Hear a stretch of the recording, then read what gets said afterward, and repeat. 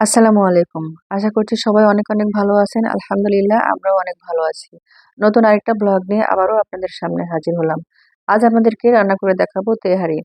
আসলে আমার বাসায় কাজ চলছে। অ্যাকচুয়ালি আ রঙের কাজ চলতেছে দেখতেই পাচ্ছেন। সবকিছু কাভার করা। আমি মিস্ত্রিদেরকে বলেছি আজকে আমার বাসায় যেন উনারা খাওয়া-দাওয়া করেন। আ সো বেশি পাক করা সম্ভব না।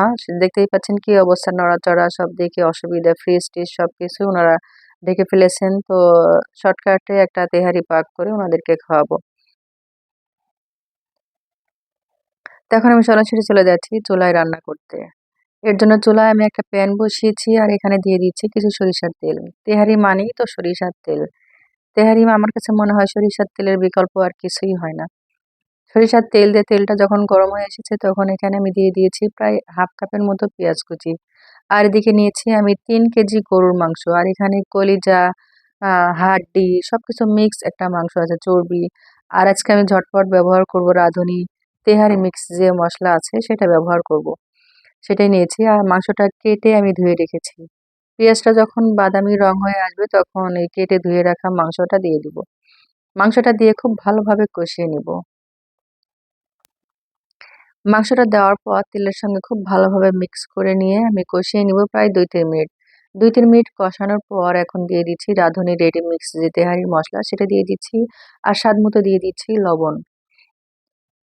মাংসটা কষাতে, কষাতে যখন তেল ছেড়ে আসবে তখন আমি এখানে পানি এড করব।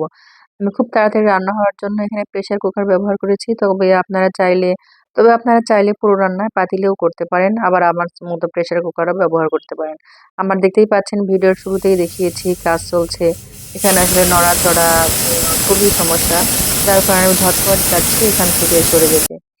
তো আমার মাংসটা সিদ্ধ হয়ে গিয়েছে মানে পুরোপুরি রান্না হয়ে গিয়েছে। এখন মাংস থেকে পানিটা ঝরিয়ে নিয়ে মাংসতে যে অতিরিক্ত ঝোলটা ছিল, ঝোলের মধ্যেই আমি চিনি গুঁড়া, পোলার চাল ধুয়ে সেটা আমি এখানে দিচ্ছি। দিয়ে আমি ঝোলের সঙ্গে একটু লবণও দিয়েছি।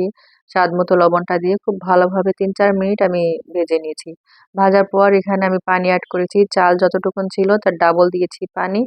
আর পানি যখন টেনে আসছে তখন আমি কিছুটা কাঁচামরিচ দিয়ে দমিয়ে রেখেছিলাম প্রায় ১০ মিনিট। আমার রান্নাটা হয়ে গিয়েছে।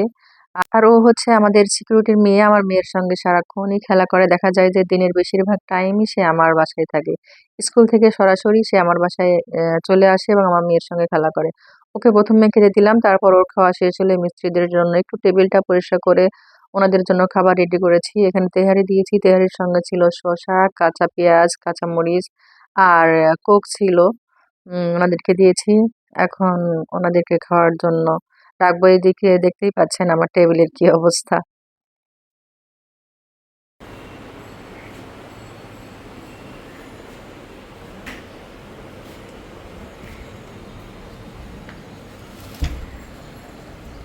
এখন ওনাদেরকে ডাকবো। দেখেন ক্যামেরা ধরার সঙ্গে, সঙ্গে আমাদের যে মিস্ত্রির হেড উনি টুপি পরা শুরু করে দিবেন।